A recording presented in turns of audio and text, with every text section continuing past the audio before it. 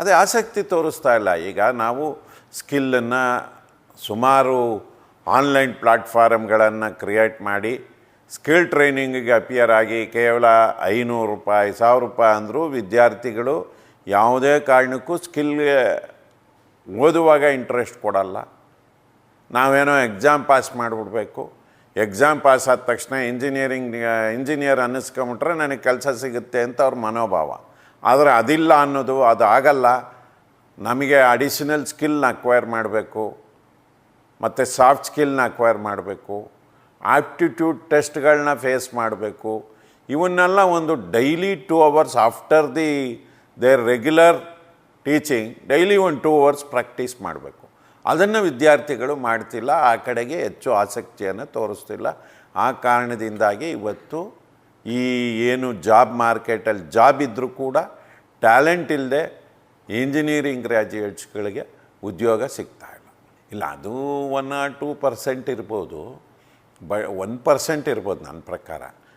But majority of the engineering ಬುದ್ಧಿವಂತರಾದರೆ regular 4 yearsಲ್ಲಿ ಸಾಕಷ್ಟು ನಾಲೆಡ್ಜನ್ನು ಗೈನ್ ಮಾಡಿದ್ರೆ ಅವ್ರಿಗೆ ಈ ದೇಶದಲ್ಲ ಹೊರದೇಶದಲ್ಲೂ ಅವಕಾಶಗಳು ರಾಶಿ ಇದ್ದಾವೆ. ನಾನು ನಿಮ್ಗೆ ಹೇಳಕ್ಕೆ ಬಯಸ್ತೀನಿ, ಇವತ್ತು ಯಾವುದೇ ವಿಶ್ವವಿದ್ಯಾಲಯ ಫಾರಿನಲ್ಲಿ ಹೋದರೂ ರಿಸರ್ಚಲ್ಲಿ ಇನ್ವಾಲ್ವ್ ಆಗಿರೋರು ಇಂಡಿಯನ್ ಸ್ಟೂಡೆಂಟ್ಸು. ಎಲ್ಲ ಸಂಸ್ಥೆಗಳಲ್ಲೂ ನೀವು ಯಾವುದೋ CEO ತಗೊಳ್ಳಿ, ಇಂಡಿಯನ್ ಸ್ಟೂಡೆಂಟ್ಸು. ಮಲ್ಟಿನ್ಯಾಷನಲ್ ಕಂಪ್ನಿ ಅಮೇರಿಕಾದಲ್ಲಿ ಯಾವುದೋ CEO ತಗೊಳ್ಳಿ, ದೇ ಆರ್ ಆಲ್ ಇಂಡಿಯನ್. ಹಾಗಾಗಿ ಟ್ಯಾಲೆಂಟ್ ಇದೆ. ಟ್ಯಾಲೆಂಟನ್ನು ಉಪಯೋಗಿಸ್ಕೊಂಡು ಬೆಳೆಯೋ ಅಂಥದ್ದನ್ನು ನಮ್ಮ ಇಂಜಿನಿಯರಿಂಗ್ ಗ್ರ್ಯಾಜುಯೇಟ್ಸ್ಗಳು ಬೆಳೆಸ್ಕೊಂಡ್ರೆ ದೇಶದಲ್ಲಾಗಲಿ ಅಥವಾ ಹೊರದೇಶದಲ್ಲಾಗಲಿ ನಿಜವಾಗಲೂ ಅವಕಾಶಗಳು ಸಾಕಷ್ಟು ಇದ್ದಾವೆ ಅಂತ ಹೇಳೋದಕ್ಕೆ ಬಯಸ್ತೀನಿ.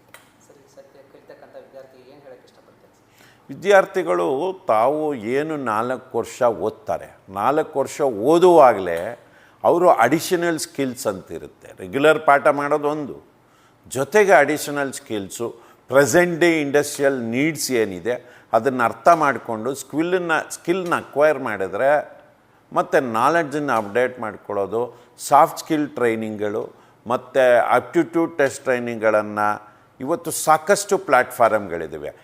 ನಂಬರ್ ಆಫ್ ಟೈಮ್ಸ್ ಪ್ರಾಕ್ಟೀಸ್ ಮಾಡ್ಬೋದು. ಅದನ್ನು ಮಾಡಿದ್ರೆ ಡೆಫಿನೆಟಾಗಿ ಇವತ್ತು ಎಂಜಿನಿಯರಿಂಗ್ ಗ್ರ್ಯಾಜುಯೇಟ್ಸು ಕೋರ್ಸ್ ಮುಗಿಯೋಕ್ಕಿಂತ ಮುನ್ನ ಕಂಪ್ನಿಗಳಿಗೆ ಸೆಲೆಕ್ಟ್ ಆಗ್ಬೋದು.